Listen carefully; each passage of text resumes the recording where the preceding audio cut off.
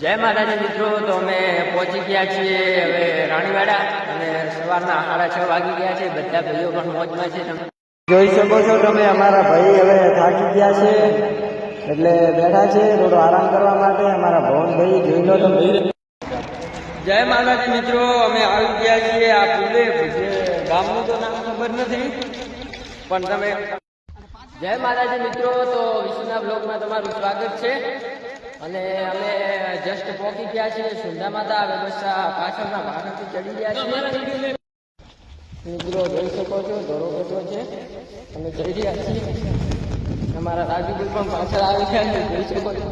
માતાજી મિત્રો, તો અમે સુંદા માતા પહોંચી ગયા છીએ. જોઈ શકો છો સુંદા માતાના ભાખર પાછળના ભાગથી ચડી ગયા છે. બધા ભાઈઓ આવી ગયા છે. હવે નજીક જ આવી ગયા છે સુંદા માતાને. જોઈ શકો છો મિત્રો તમે સોંધામાં. મિત્રો અમે ફાઇનલી નીચે આવી ગયા છીએ. તમે જોઈ શકો છો હાલ પાણી ચાલુ જ છે થોડું થોડું. જોઈ શકો છો અહીંયા નાની નાની માછલીઓ પણ છે મિત્રો. જોઈ શકો છો તમે.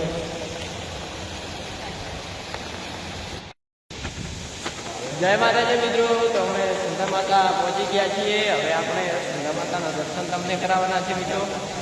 અમારા ભાઈઓ પાછળ આવી રહ્યા છે, જોઈ શકો છો. જોઈ શકો છો મિત્રો સુંદા માતાનો નજારો. અમે હાલ નીચે જ છું પ્રસાદ બીજી લેવા.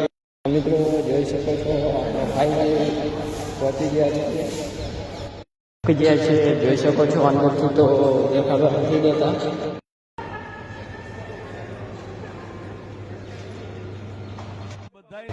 મુખવાળી માં હોય પણ અમારા તો અહો ભાગ્ય છે. ચોટીલાના ડુંગર માથે 2 મુખવાળી ચામુંડા રહીને એ મારા કુળની દેવી છે બાપ.